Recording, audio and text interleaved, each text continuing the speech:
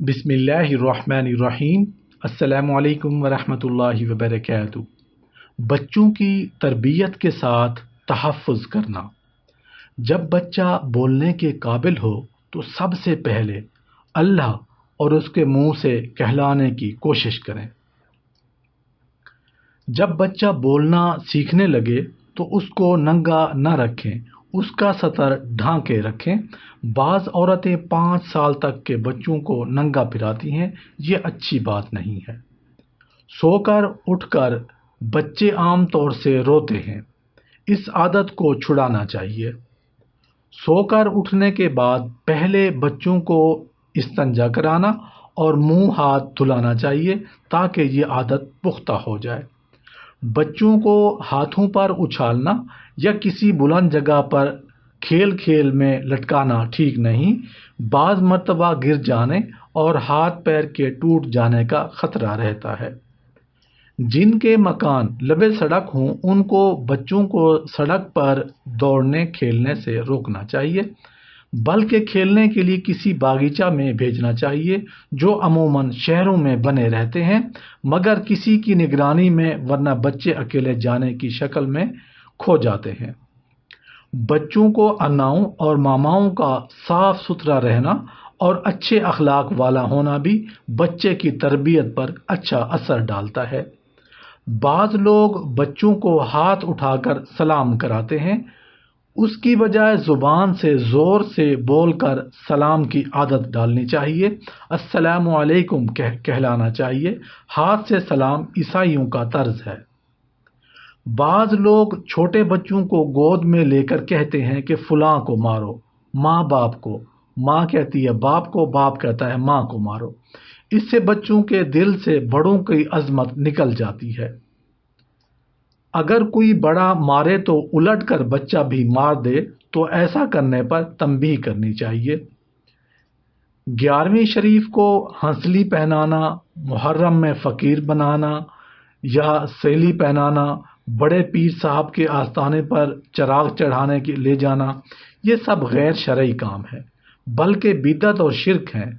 اللہ پر کامل بھروسہ رکھیں، اللہ ہی بچے بڑے سب کو شفا اور راحت دینے والا ہے۔ بس اسلامی طور پر عقیقہ کر دینا چاہیے، اس سے بچے کی بلائیں دفع ہو جاتی ہیں اور بچہ فرمانبردار بنتا ہے۔ ذرا سی بات میں آسیب، بد نظر وغیرہ کا وہم کر کے جاہل عورتوں اور عاملین سے ٹونے ٹوٹکے کرانے میں نہ لگنا چاہیے۔ البتہ چاروں کل اور سورہ فاتحہ دم کرنے یا کرانے میں کوئی حرج نہیں ہے، اس سے بچہ خارجی اثرات اور نظر بد سے محفوظ رہتا ہے۔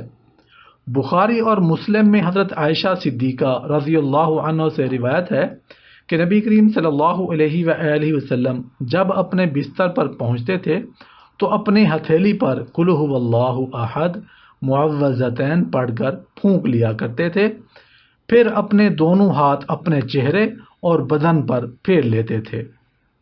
بچے کے گلے میں تعویذات کی تھیلیاں بنا بنا کر نہیں لٹکانا چاہیے، اس سے اس کا گلا بھی پھنس جاتا ہے۔ کبھی کبھی اس کا دھاگا اور کپڑا اتنا میلا ہو جاتا ہے کہ دیکھا بھی نہیں جاتا۔ سب سے اچھی چیز دعاؤں کا دم کرنا یا دم کرا دینا ہے، گلے میں تعویذ لٹکانا ضروری نہیں۔ نظر لگنا حق ہے، نظر ہر چیز کو لگ جاتی ہے، چاہے بچہ ہو چاہے بڑا، چاہے حیوانات ہوں چاہے نباتات۔ بچے کو جیسے کسی دوسرے شخص کی نظر لگ سکتی ہے اسی طرح ماں باپ کی بھی نظر لگ جاتی ہے۔ اس سے بچنے کی شکل یہی ہے کہ جب بھی اچھی چیز پر نظر پڑے تو فوراً ماشاء اللہ کہہ لینا چاہیے، پھر نظر نہیں لگتی۔ اور اگر نظر لگ گئی ہو اور جس کی لگی ہے اس کا علم ہو جائے تو اس کے وضو کا غسالہ نظر لگنے والے کے بدن پر چھڑک دینا چاہیے۔ صحیح حدیث میں ابو سعید خدری رضی اللہ عنہ سے مروی ہے کہ حضرت جبرائیل علیہ السلام نے نبی کریم صلی اللہ علیہ وآلہ وسلم کو ان الفاظ سے تعویذ پڑھ کر دیا: بسم اللہ ارقیک من کل شیء یؤذیک من شر کل نفس او عین حاسد اللہ یشفیک۔ اور نبی کریم صلی اللہ علیہ وآلہ وسلم حسن اور حسین کو یہ تعویذ پڑھ کر دیا کرتے تھے۔